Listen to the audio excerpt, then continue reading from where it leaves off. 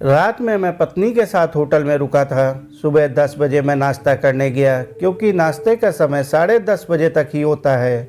इसलिए होटल वालों ने बताया कि जिसे जो कुछ लेना है वो 10:30 बजे तक ले ले, इसके बाद बुफे बंद कर दिया जाएगा।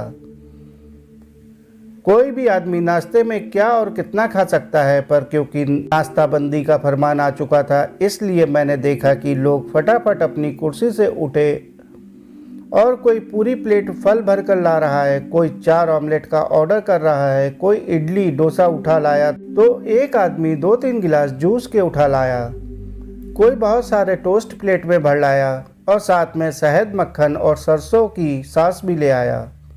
मैं चुपचाप अपनी जगह पर बैठा ये सब देखता रहा। मैं दूध और कॉर्नफ्लेक्स खा रहा था।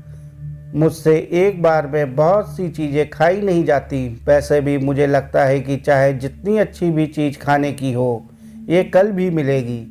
इसलिए आदमी को इतना नहीं खाना चाहिए कि वो कल खाने के योग्य ही ना रहे। 1-2 माएँ अपने बच्चे के मुंह में खाना ठूस रही थीं, कह रही थी कि फटाफट खा लो, अब ये रेस्तरां बंद हो जाएगा। जो लोग होटल में ठहरते हैं, आमतौर पर उनके लिए नाश्ता मुफ्त होता है, मतलब होटल के किराए में सुबह का नाश्ता शामिल होता है। मैंने बहुत बार बहुत से लोगों को देखा है कि वो कोशिश करते हैं कि सुबह देर से नाश्ता करने पहुँचें और थोड़ा अधिक खा लें, ताकि दोपहर के खाने का काम भी इसी से चल जाए। कई लोग इसलिए भी अधिक खा लेते हैं क्योंकि उन्हें लगता है कि मुफ्त का है तो अधिक ले लेने में कोई बुराई नहीं है। कई लोग तो जानते हैं कि वो इतना नहीं खा सकते, लेकिन वो सिर्फ इसलिए जुटा लेते हैं कहीं कम ना पड़ जाए। दरअसल हर व्यक्ति अपनी खुराक पहचानता है। वो जानता है कि वो इतना ही खा सकता है, पर वो लालच में फंसकर ज़रूरत से अधिक जुटा लेता है।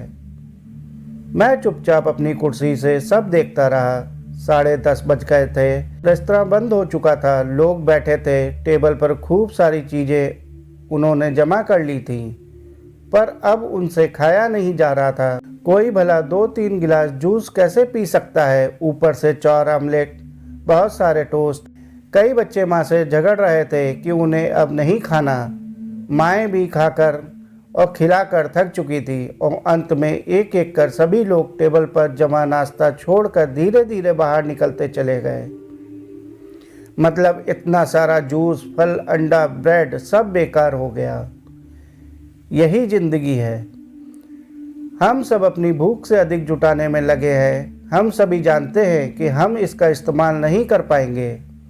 हम जानते हैं कि हमारे बच्चे भी इसे नहीं भोग पाएंगे, पर हम अपनी अपनी टेबल पर ज़रूरत से अधिक जुटाते हैं। हम सब जुटाते हैं तो हमें इतने अज्ञानी होते हैं कि हम नहीं जानते कि हम इन्हें पूरी तरह नहीं खा पाएंगे। हम जानते हैं कि हम इन्हें छोड़कर दबे पांव शर्माते हुए रेस्तरां से बाहर निकल जाएंगे, सब कुछ टेबल पर छोड़कर। उतना ही जमा कीजिए जितने की आपको सचमुच ज़रूरत है। ये दुनिया एक रेस्तरां है। कोई इस रेस्तरां में सदा के लिए नहीं बैठ सकता। कोई इस रेस्तरां में लगातार नहीं खा सकता। सबके खाने की सीमा होती है।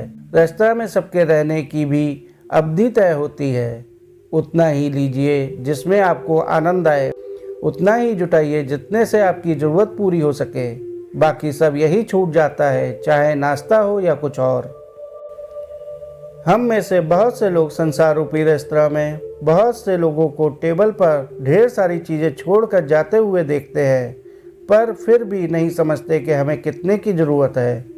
हम जानते हैं कि हम भी सब छोड़ जाएंगे, लेकिन जुटाने के चक्कर में जो है हम उसका स्वाद लेना भी छोड़ देते हैं। दोस्तों, कहानी को आखिर तक सुनने के लिए आपका बहुत बहुत शुक्रिया।